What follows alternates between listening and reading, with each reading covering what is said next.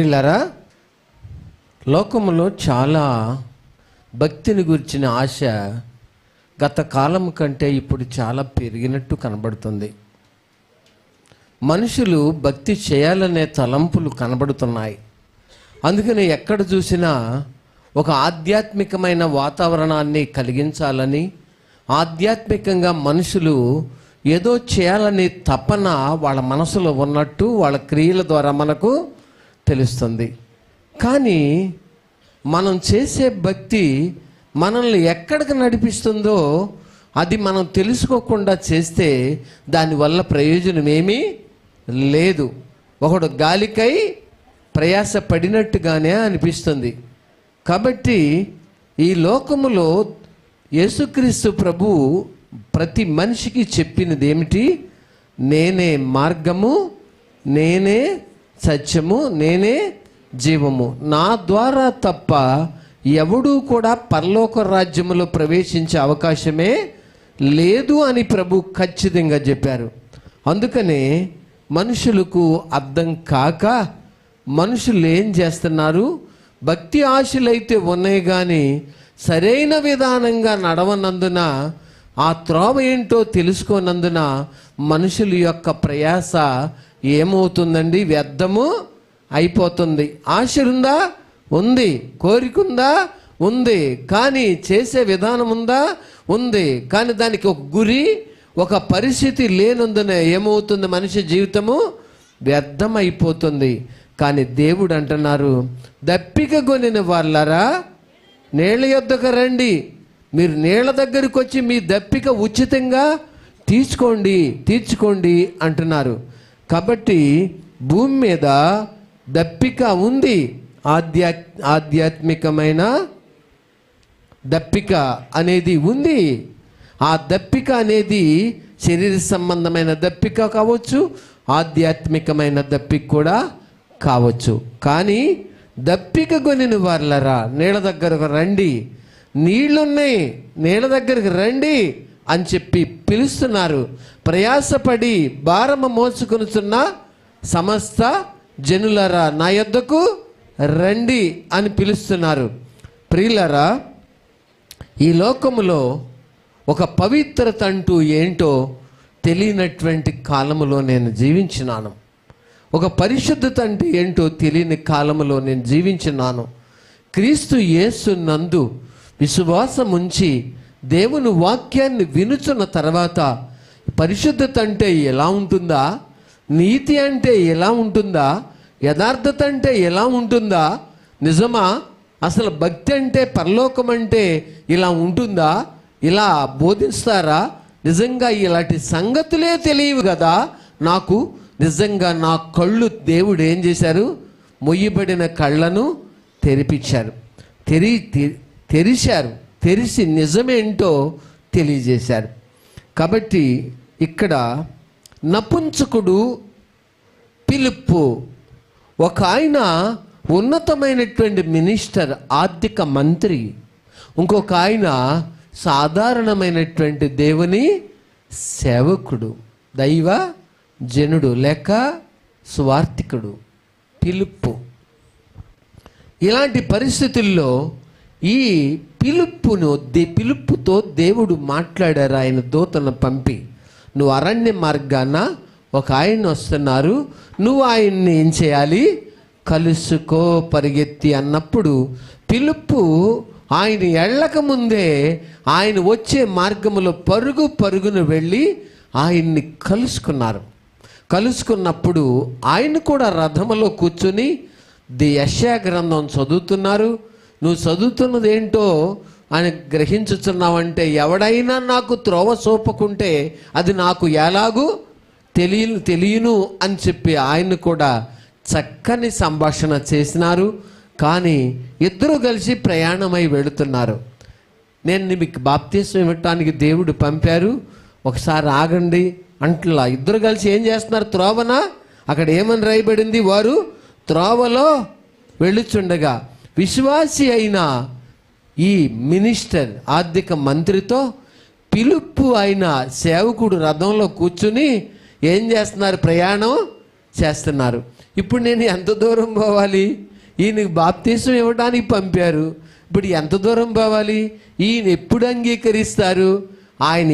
ఆయన రథంలో కూర్చుని ఒకవేళ ఆందోళన పడతా ఉండవచ్చు, కానీ ఇద్దరూ కలిసి ఇప్పుడు ఎక్కడున్నారు? రథంలో ఉన్నారు. క్రీస్తుని గురించి, క్రీస్తు ఎలా శ్రమ పడ్డారో, ఎలా ఏం జరిగిందో యెషయా గ్రంథములో చదువుతున్న వాక్య భాగాన్ని పిలుపు వివరించి క్రీస్తుని గురించి చెప్పారు అని చెప్పడం జరిగింది.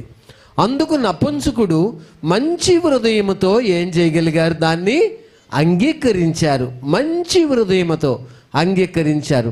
అయితేనేమి, ఇద్దరు కలిసి చక్కగా త్రోవలో, రథములో వెళుతూ ఉన్నారు. ప్రియులారా, వాళ్ళు వెళుతూ ఉన్నారు, నడుస్తూ ఉన్నారు. దేవుని బిడ్డలారా, దేవుడు మనకు ఒక ఆత్మీయ వాతావరణాన్ని మనకు నేర్పిస్తున్నప్పుడు, మనకంటూ ఒక సావాసమును దేవుడు మనకి ఇచ్చినప్పుడు, నీకంటూ ఆత్మీయత నీ అంతరంగానికి ఒక ఆత్మీయ తాకుదల నిజముగా తాకినప్పుడు, నీలో ఒక మార్పు, మనలో ఒక మార్పు అనేది కలిగినట్టు మనకు తెలిసినప్పుడు మనం ఏం చేయాలి? ఇక కలిసి త్రోవలో నడిసే వారమై ఉండాలి. అది క్రీస్తువును గూర్చిన త్రోవలో, క్రీస్తు సువార్తను బోధించబడుతున్న త్రోవలో, అది రథమైన మందిరమైన క్రీస్తు సువార్తను గూర్చిన, అనగా క్రీస్తుని గురించి చెప్పబడిన త్రోవలో ఏమవ్వాలి? నడుస్తూ ఉండాలి, నడుస్తూ ఉండాలి. వారిద్దరు త్రోవన వెళుతూ ఉన్నారు. అందుకనే దేవుని బిడ్డలారా, నడచి నడచి అలచిపోయినావా, నడువలేక సొమ్మ చెల్లి నిలిచిపోయినావా, నడచి నడచి అలచిపోయినావా, నడువలేక సొమ్మ చెల్లి నిలిచిపోయినావా, కలువరి గిరిదనుక సిలువ మోసినా, గిరిదనుక సిలువ మోసినా, నజరేయుడేసుని ముందు నడువగా, సుని ముందు నడువగా, యేసు వైపు చూడు నీ భారమంత తీరు, యేసు వైపు చూడు, వైపు చూడు నీ భారమంత తీరు, వైపు చూడు నీ భారమంత తీరు, తీరానికి చేరు, తీరానికి చేరు, ఎంత దూరమైనా చాలు. ఒక విశ్వాసి ఒక గ్రామంలో తన బంధువులు ఎవరో ఈ లోకాన్ని విడిస్తే ఆ యొక్క దిన కార్యక్రమానికి వచ్చాడట. విశ్వాసి పెద్ద ఆయన, ఒక 70 సంవత్సరాల వయసు ఉంటుందట. వచ్చిన తర్వాత అదే ఇంటి ఎదురుగా ఒక ముస్లిమ్స్ ఇల్లుంటే, అమ్మా నేను వాళ్ళ భోజనం తిన్నాను, ఈరోజు మీ ఇంటి దగ్గర ఏది పెడితే అది నేను తింటాను, మీరు ఏమనుకోవద్దు అని చెప్పి వాళ్ళకి చెప్పాడట. సరే, వాళ్ళు అందుకు అంగీకరించారు. అయ్యో అక్కడ విందు జరుగుతుంది, అది కాదంటే మేం పెట్టడం పెద్ద కష్టము ఏంటి, మీరు ఇంత నిక్కచ్చిగా నిష్ఠగా ఉన్నారా అని చెప్పి వాళ్ళు అంగీకరించారు. సరే, ఆ రోజు అక్కడ కనబడ్డారు, ముస్లింల ఇంటి దగ్గర భోంచేశారు. చేసిన తర్వాత వాళ్ళకి సంతానం లేదట. ముస్లిమ్స్కి 18 సంవత్సరాలు అయిందంట వివాహమై. అయితే అమ్మా, యేసు ప్రభువు నందు విశ్వాసం ఉంచండి, దేవుడు మీకు సంతానాన్ని ఇస్తారు, ఇది నమ్మండి, మీరు కూడా ఉపవాసం ఉండండి, ప్రార్థన చేసుకోండి, దేవుణ్ణి అడగండి అని కొన్ని మాటలు ఆ భోజనం చేసిన తర్వాత చెప్పి వెళ్ళిపోయాడట ఆయన. ఈ ముస్లిం ఆవిడ ఆయన మాటలు నమ్మి ఆయన పాటించిన నిష్టను కూడా ఈమె ఒక ప్లస్గా భావించుకుని, ఇంత నిష్టగా ఉన్నారు ఆయన అని చెప్పి ఆమె ఆ మాటలు నమ్మి ఆమె కూడా ఉపవాసం ఉండి ప్రభుకి ప్రార్థన చేశారట. చేస్తే దేవుడు సంవత్సరానికి ఆమె గర్భము తెరిచారట. తెరిస్తే దేవుడు ఒక పాపనిచ్చారు. నేను పాస్టమ్మ గారు ఇద్దరం ఆ ఇంటికి మాకు ఉండడానికి విడిదిల్లుగా ఇచ్చారు. వాళ్ళు ఇచ్చినప్పుడు మేము అక్కడ ఉంటే వాళ్ళు చెప్తున్నారు, మా పాప ఇప్పుడు పలానా కాలేజీలో, నారాయణ ఏదో కాలేజీలో ఇంటర్ చదువుతుందండి. మాకు ఒక ఆయన వచ్చి ఇలా చెప్పారు, అప్పటి నుంచి మేము దేవుని నమ్ముకున్నాం. చూసారా, ఒక వ్యక్తి ఒక నిష్టను పాటించి ఆ నిష్టలో ఆయన నిలబడి ఆయన చెప్పిన మాటలు వాళ్ళకి ఏం చేశాయి? పనిచేసినాయి. ఒక కుటుంబము ఈ రోజున ఒక అమ్మాయిని చూడగలిగారు, 2 ఆత్మలు దేవునికి ఏమయ్యారు, ఏం చేశారు? ఒక నిష్ట ఏం చేసింది? దేవునికి దగ్గరికి చేర్చింది. నిష్ట కలగూర గంపలాగా గుంపులో మనిషిలాగా వెళ్ళిపోతే అక్కడ జరిగేది ఏముండేది కాదు. కాబట్టి వారు త్రోవను వెళుతూ ఉన్నారు. ఇద్దరూ కలిసి వెళుతున్నారు. క్రీస్తుని గురించిన సంభాషణ జరుగుతూ ఉంది. యేసు ప్రభు గురించి మాట్లాడుకుంటూ ఉన్నారు ఇద్దరు. ఆయన ఆర్థిక మంత్రి, ఈయన సాధారణమైన దైవజనుడు లేక సువార్థికుడు, సేవకుడు, యేసు ప్రభు శిష్యుడు. అయితే ఇద్దరూ కలిసి ప్రయాణం చేస్తున్నప్పుడు ఆ త్రోవలో వెళ్ళుచుండగా, ఆత్మీయ త్రోవ, వాళ్ళు అంత పెరిగారు, వీళ్ళు ఇంత అభివృద్ధి చెందారు, వాళ్ళు అంత పెరిగారు అని ఎవరి గురించో మనం చెప్పుకుంటూ వెళితే మన ఆత్మీయ జీవితము కృషించి పోతుంది. కానీ మనం దేవుని గురించి మాట్లాడుకుంటున్నప్పుడు, దేవుని వాక్యముని గురించి మాట్లాడుకుంటున్నప్పుడు ఆత్మీయంగా మనం బలవంతులమవుతాం. లోక సంబంధమైన వాటిని గురించి లేక శరీర సంబంధమైన వాటిని గురించి మనం ముచ్చటించడం స్టార్ట్ చేస్తే ఆత్మీయంగా మనం ఎండిపోతాం, కృషించిపోతాం. ఎందుకంటే అది లోక సంబంధమైంది. కానీ ఆత్మ సంబంధమైంది మాట్లాడితే మనుషులు అంతకంతకు బలవంతులు అవుతారు. వీళ్ళిద్దరూ త్రోవలో వెళుతూ ఉన్నారు. వీళ్ళ సంభాషణలో ఎక్కడ వ్యతిరేకత లేదు.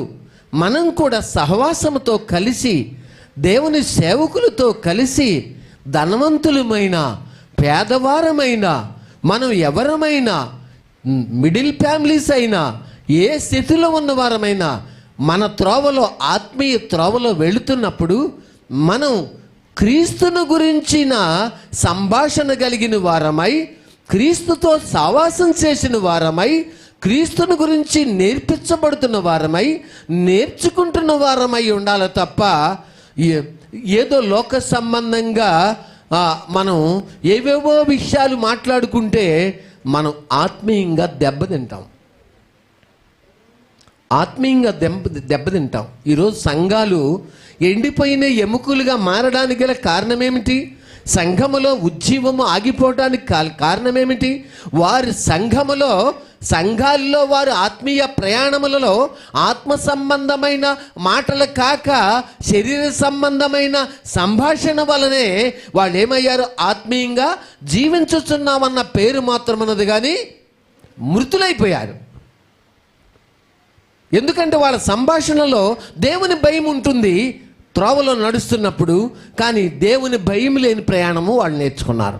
అందుకనే ఆత్మీయంగా ఎండిపోయారు. లోయలో ఏం కనపడుతున్నాయి? నరపుత్రుడా, లోయలో ఏం కనపడుతున్నాయి నీకు? ఎండిపోయిన ఎముకలు. ఎందుకు ఎండిపోయినాయి ఇవి? ఎందుకు ఎండిపోయినాయి?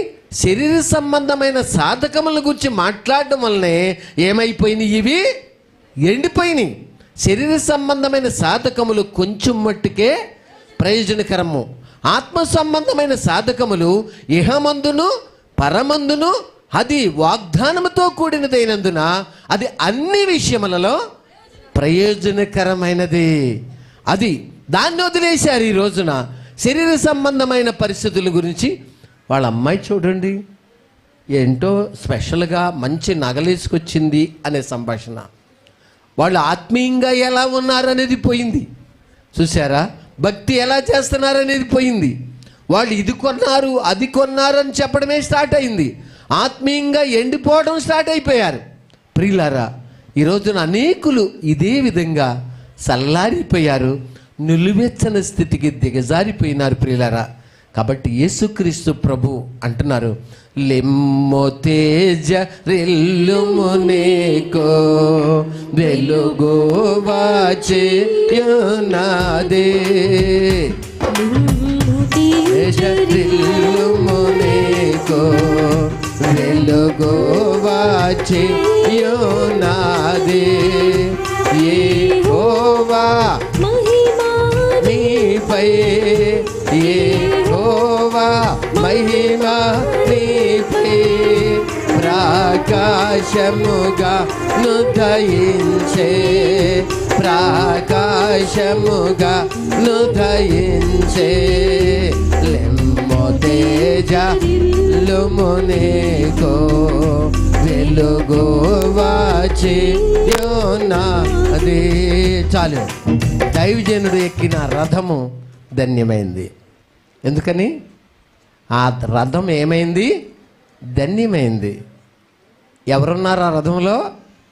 నేను ఎక్కడుండునో నా సేవకుడు కూడా అక్కడ ఉంటారని చెప్పారు.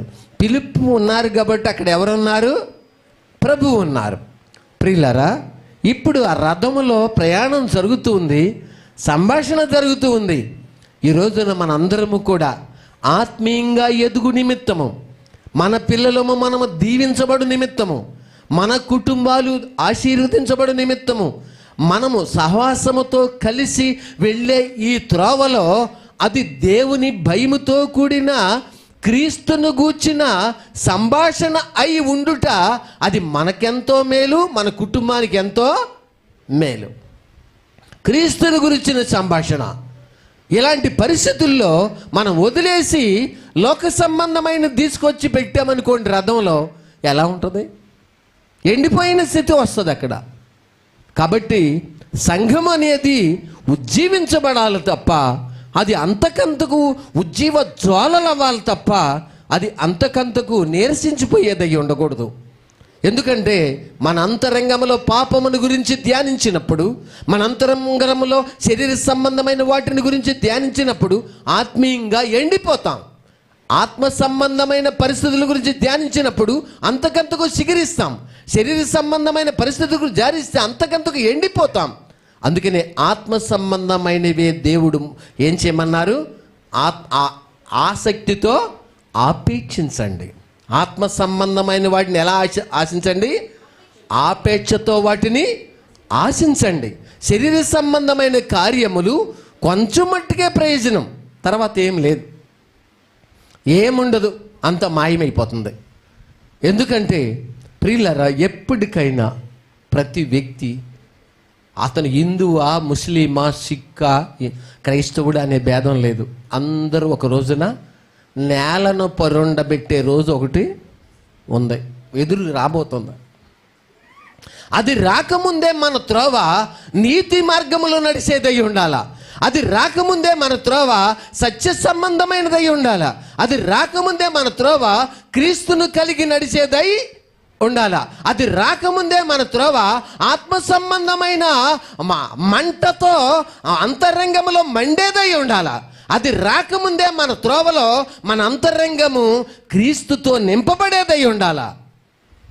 ఒక మర్రి చెట్టు దగ్గరికి వెళ్ళి గిల్లితే పాలు వస్తాయి, కొమ్మని గిల్లితే పాలు వస్తాయి, ఆకు తొడిమి గిల్లితే ఏమొస్తాయి? పాలు వస్తాయి. అంటే దాని నిండా ఏమన్నాయండి? మర్రి పాలు ఉన్నాయి.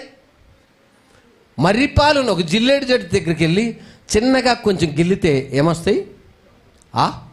పాలు వస్తాయి. పాలు వస్తాయి జిల్లేడు చెట్టు దగ్గరికి వెళ్ళి. అలాగే దేవుని బిడ్డలారా, ఈ లోకములో మనందరిని గిల్లితే, మనల్ని కదిపితే, మనతో ఎవరైనా సంభాషణ చేస్తే, క్రైస్తవ ఈ దేహములో నుండి, క్రైస్తవ హృదయములో నుంచి ఏమి రావాలి? క్రీస్తును గూర్చిన సాక్ష్యము రావాలి. అంతే తప్ప మర్రి చెట్టు పాలతో నిండింది, జిల్లేడు చెట్టు పాలతో నిండింది, ఇంకా కొన్ని చెట్లు ఉన్నాయి, ఆ చెట్లు కూడా దానికి సంబంధించిన వాటితో నిండిపోయినాయి. కానీ మనం దేంతో నింపబడ్డాం? ఎవరినన్నా కదపండి, కొంతమందిని అటు ఇటు కాని మనుషుల్ని లోక సంబంధంగానే చెప్తారు.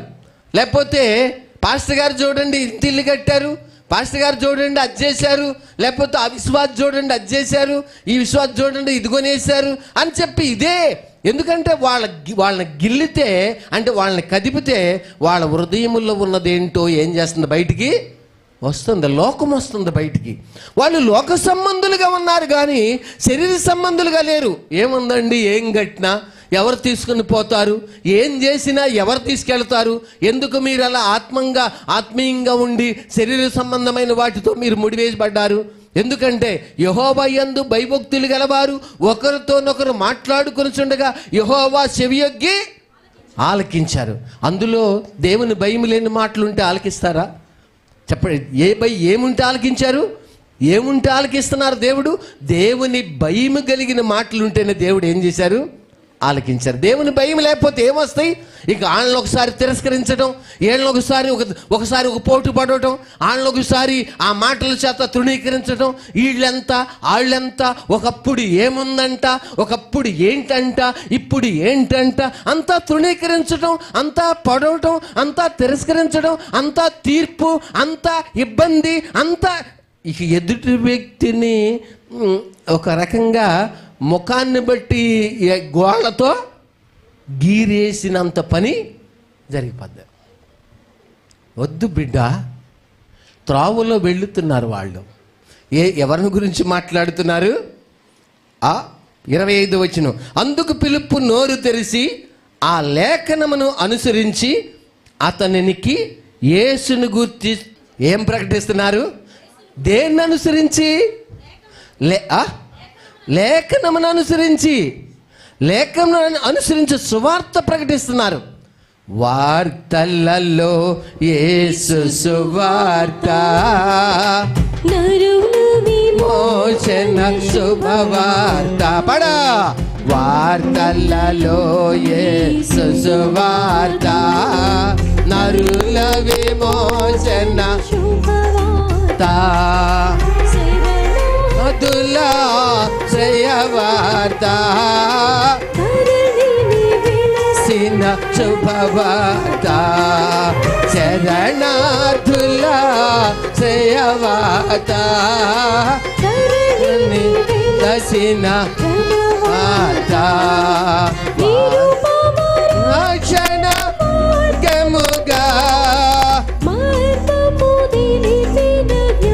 నముగా 281 పాట. గముగా మొదలిపిన జ్ఞానముగా తరతరములు బ్రో సువార్త, తరతరములు బ్రో సువార్త. వార్తలలో యేసు సువార్త, విమోచన శుభవార్త. జగతిని గాయు ప్రజాపతిగా, నిగమము జాతిన యాగముగా. జగతిని గాయు ప్రజాపతిగా, నిగమము జాతిన యాగముగా. విగతుల ప్రార్థన తుదిగతిగా, యుగముల నోముల బహుమతిగా. విగతుల పాడాలందరూ 281 పాట.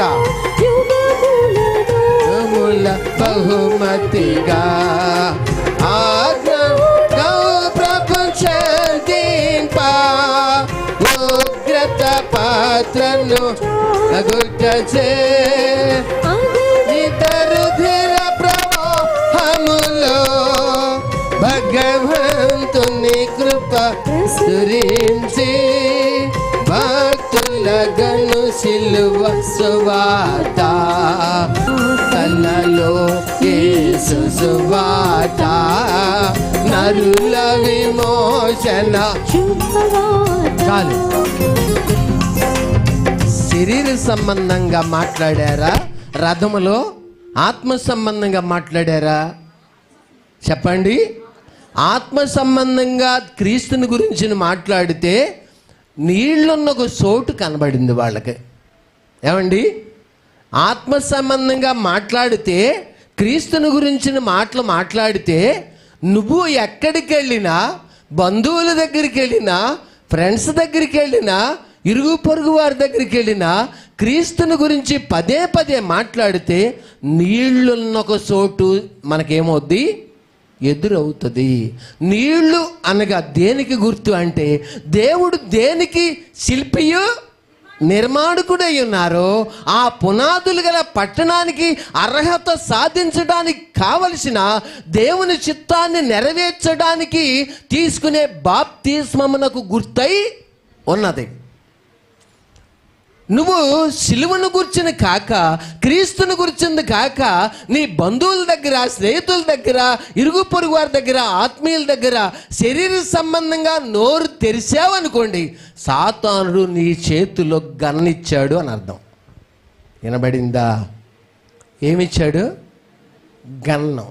అంటే నువ్వు శరీర సంబంధంగా మాట్లాడుతున్న ప్రతి మాట నీ గన్న చేత ఎదుటి వ్యక్తిని ఏం చేస్తున్నావు? ఆత్మీయంగా కాల్చేస్తున్నావు అంతే దెబ్బకి. ఆ వాళ్ళు ఆత్మీయంగా నీళ్లున్న చోటు కనుగొనడం కాదు కదా, వాళ్ళు ఎండిపోయిన జీవితానికి చివరికి ఆ సంభాషణ ముగింపు ఎలా మారుతుందంటే లోకస్తుల కంటే మరీ చెడ్డవారుగా మార్చే ప్రమాదం ఉంది. గన్నిచ్చేశాడు సాతాను నీకు.